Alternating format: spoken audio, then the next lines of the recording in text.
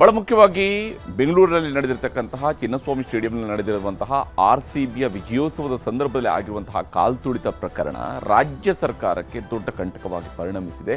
Party high command ಕೂಡ, Congress high command ಕೂಡ ಮುಖ್ಯಮಂತ್ರಿ ಸಿದ್ದರಾಮಯ್ಯನವರಿಗೆ ಬುಲಾವ್ ಕೊಟ್ಟಿದೆ, ದೆಹಲಿಗೆ ಬನ್ನಿ ಅಂತೇಳಿ. ಬಹುತೇಕ ಬೆಂಗಳೂರು ನಡೆದಿರುವಂತಹ ಕಾಲ್ತುಳಿತ ಪ್ರಕರಣಕ್ಕೆ ಸಂಬಂಧಪಟ್ಟಂತೆ ಸರ್ಕಾರದ ಜವಾಬ್ದಾರಿಗಳ ವಿಚಾರಗಳಲ್ಲಿ ಏನೇನು ಮಿಸ್ಟೇಕ್ಗಳಾಗಿದ್ದಾವೆ ಅನ್ನುವಂತಹ ವಿಷಯಕ್ಕೆ ಸಂಬಂಧಪಟ್ಟಂತೆ ವರದಿಯನ್ನು ಪಡ್ಕೊಳ್ಬೋದು.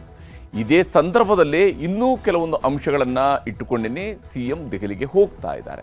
ಅವುಗಳನ್ನು ನಾವು ನೋಡ್ತಾ ಹೋದಾಗ ಭಾಳ ಮುಖ್ಯವಾಗಿ ಗೋಚರಿಸ್ತಾ ಇರುವಂಥದ್ದು ಪರಿಷತ್ನ ವಿಚಾರ. ಪರಿಷತ್ನಲ್ಲಿ ಪರದಾಟ ನಡೀತಾ ಇದೆ. ಯಾಕಂದರೆ CM ಸಿದ್ದರಾಮಯ್ಯ ದೆಹಲಿಗೆ ಟೂರ್ ಫಿಕ್ಸ್ ಆಗಿದೆ. ನಾಳೆ ಅವರು ಪ್ರಯಾಣಿಸ್ತಾ ಇದ್ದಾರೆ. ನಾಳೆ ಬೆಳಗ್ಗೆನೇ ಅವರು ದೆಹಲಿ ಫ್ಲೈಟನ್ನು ಹತ್ತಾ ಇದ್ದಾರೆ, ದೆಹಲಿಗೆ ತೆರಳುತ್ತಾ ಇದ್ದಾರೆ ಮುಖ್ಯಮಂತ್ರಿ ಸಿದ್ದರಾಮಯ್ಯ. ಬೆಳಗ್ಗೆ ದೆಹಲಿಗೆ ಪ್ರಯಾಣ 11 ಗಂಟೆಗೆ ರಾಹುಲ್ ಗಾಂಧಿ ಜೊತೆಗೆ ಸಭೆಯೂ ಕೂಡ ನಿಗದಿಯಾಗಿದೆ. ಬೆಳಗ್ಗೆನೇ ಅವರು ದೆಹಲಿಗೆ ಹೋಗ್ತಾರೆ.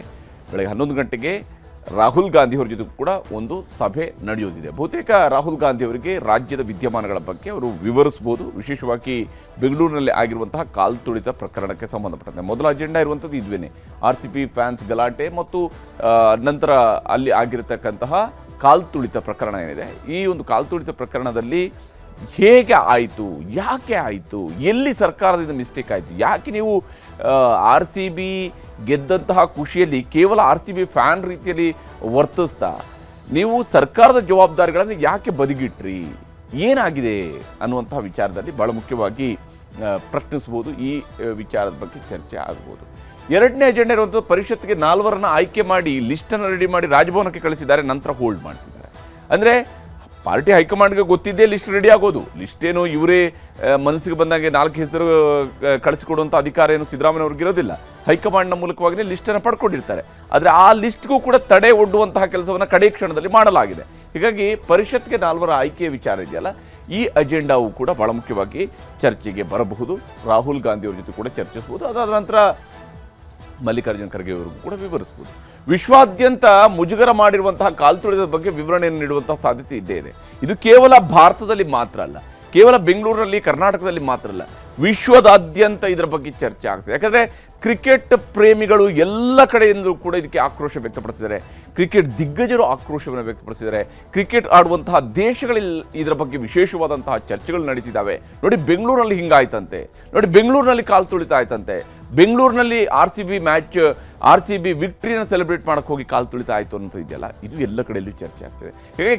ಹೀಗಾಗಿ ಈ ವಿಚಾರದ ಬಗ್ಗೆ ವಿವರಣೆಯನ್ನು ಸಿದ್ದರಾಮಯ್ಯ ಕೊಡ್ಬೋದು. ಇದರ ಜೊತೆಗೇ ಖಾಲಿ ಇರುವ ಪರಿಷತ್ನ 4 ಆಯ್ಕೆಯ ಬಗ್ಗೆಯೂ ಕೂಡ ಚರ್ಚೆ ಮತ್ತು ಬಹುತೇಕ ನಾಳೆ ಇದಕ್ಕೊಂದು ಅಂತಿಮ ರೂಪುರೇಷೆ ಸಿಗುವಂತಹ ಸಾಧ್ಯತೆ ಇದೆ ಅಂತೇಳಿ ನಿರೀಕ್ಷಿಸಬಹುದು. ಯಾಕಂದರೆ ಆಲ್ರೆಡಿ ಅರ್ಧ ಲಿಸ್ಟ್ ಬಂದಿದೆ. ಅಂದರೆ ಅರ್ಧ ಲಿಸ್ಟ್ ಇನ್ ದ ಸೆನ್ಸ್ 4 ಜನರ ಹೆಸರು ಬಂದಿದೆ. ಅದು ಹೋಗಿ ಅವ್ರಿಗೆಲ್ಲ ಕಂಗ್ರ್ಯಾಚುಲೇಷನ್ಸ್ ಹೇಳಿ ಎಲ್ಲ ಮುಗಿದು ಹೋದ ನಂತರ ಅವರ ಲಿಸ್ಟನ್ನು ತಡೆ ಹಿಡಿಯಲಾಗಿದೆ.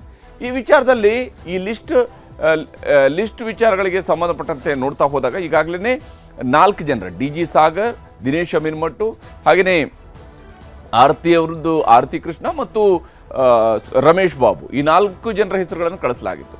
ಆದರೆ ಈ 4 ಜನರನ್ನು ಕಳಿಸಿಕೊಟ್ಟ ನಂತರ ಅದನ್ನು ತಡೆ ಹಿಡಿದ ನಂತರ ಈಗಾಗಲೇ ಒಂದು ಕಡೆಯಿಂದ GC ಚಂದ್ರಶೇಖರ್ ಅವ್ರಿಗೂ ಕಾರ್ಯಕರ್ತರ ಕಡೆಯಿಂದ ಪತ್ರಗಳು ರವಾನೆ ಆಗ್ತವೆ. ಈ ಪತ್ರಗಳು ಹೆಂಗೆ ರವಾನೆ ಆಗ್ತವೆ, ಯಾವ ಕಾರಣಕ್ಕೆ ರವಾನೆ ಆಗ್ತವೆ, ಇವೆಲ್ಲವೂ ಕೂಡ ಒಂದು ಭಾಗ.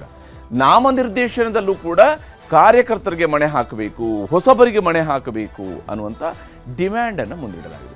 ನಾಮನಿರ್ದೇಶನ ಕೋಟಾ ವಿರುದ್ಧ ಪಕ್ಷನಿಷ್ಠೆಯ ಕಾರ್ಡನ್ನು ಪ್ರಯೋಗಿಸ್ತಾ ಇದ್ದಾರೆ. ಇದರಲ್ಲಿ ವಿಶೇಷವಾಗಿ ಒಂದು ಆರತಿ ಕೃಷ್ಣ ಅವರ ವಿಚಾರಕ್ಕೆ ಸಂಬಂಧಪಟ್ಟಂತೆ ನೋಡಿದಾಗ ಅವರು NRI ಘಟಕದ ನಿಭಾಯಿಸ್ತಾ ಇದ್ರು.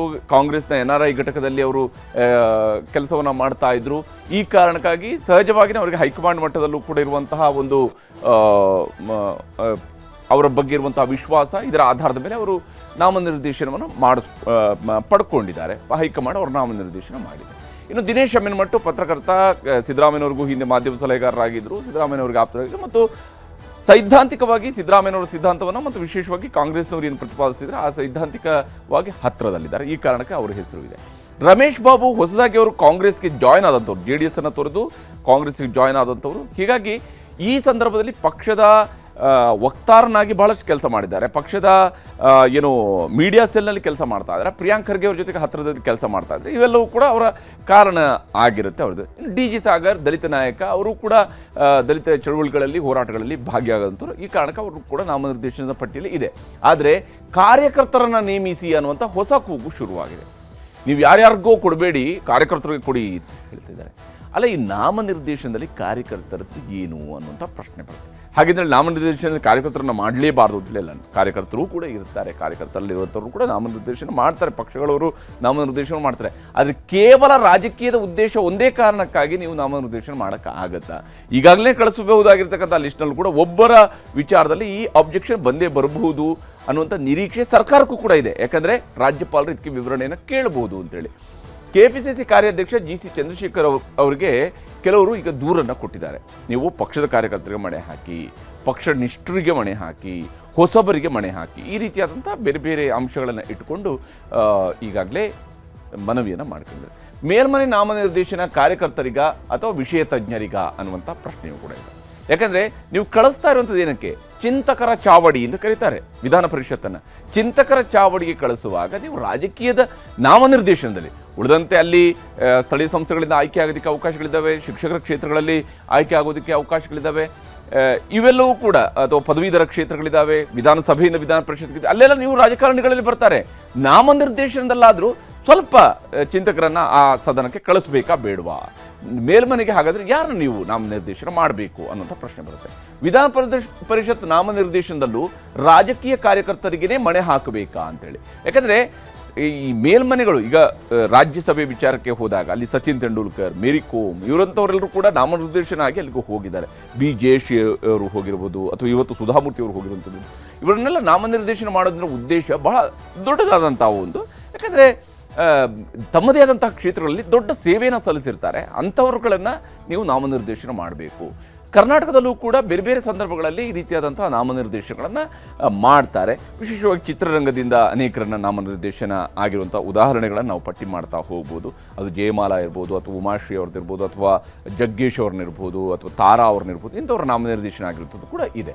ವಿಧಾನ ಪರಿಷತ್ ನಾಮನಿರ್ದೇಶನದಲ್ಲೂ ಕೂಡ ಕೇವಲ ರಾಜಕೀಯ ಕಾರ್ಯಕರ್ತರಿಗಷ್ಟೇ ಮಣೆ ಹಾಕಬೇಕಾ? ಅವ್ರು ರಾಜಕೀಯದಲ್ಲಿ ಇದ್ದು ಕಲಾವಿದರಾಗಿದ್ದುಕೊಂಡಂಥವ್ರನ್ನೂ ಕೂಡ ನಾಮನಿರ್ದೇಶನ ಮಾಡ್ಬೋದು, ಅಥವಾ ಹಾಗಿಲ್ದಿದ್ದಾಗಲೂ ಕೂಡ ನಾಮನಿರ್ದೇಶನ ಮಾಡುವಂಥದ್ದಕ್ಕೆ ಘನತೆ ಇರುತ್ತೆ. ಸಾಧಕರನ್ನು ಗುರುತಿಸುವಂತಹ ಕೆಲಸ ಸರ್ಕಾರ ಮಾಡೋದು ಬೇಡವಾ? ಸಾಧಕರನ್ನು ಅಲ್ಲಿಗೆ ಕಳಿಸುವಂಥದ್ರಲ್ಲಿ ತಪ್ಪೇನಿದೆ?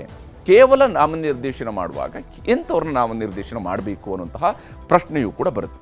ಆಗಲೇ ನಾನು ಹೇಳಿದೆ, ಇಲ್ಲಿ ರಮೇಶ್ ಬಾಬು ಅವರ ಆಯ್ಕೆಯ ವಿಚಾರಕ್ಕೆ ಸಂಬಂಧಪಟ್ಟಂತೆ ವಿಶೇಷವಾಗಿ ಕಾಂಗ್ರೆಸ್ನಲ್ಲಿ ಒಂದಿಷ್ಟು ವಿರೋಧವೂ ಕೂಡ ಆಂತರಿಕವಾಗಿ ವ್ಯಕ್ತ ಆಗ್ತಾ ಇದೆ. ನಾಮನಿರ್ದೇಶನದ ವಿಚಾರಗಳಿಗೆ ಬಂದಂತಹ ಸಂದರ್ಭದಲ್ಲಿ ರಾಜಕೀಯವಾಗಿ, ಯಾಕಂದರೆ ಅವರು ಆಲ್ರೆಡಿ ರಾಜಕೀಯವಾಗಿ ಪಕ್ಷದ ವಕ್ತಾರರಾಗಿ ಕೆಲಸ ಮಾಡ್ತಾ ಇದ್ದಾರೆ.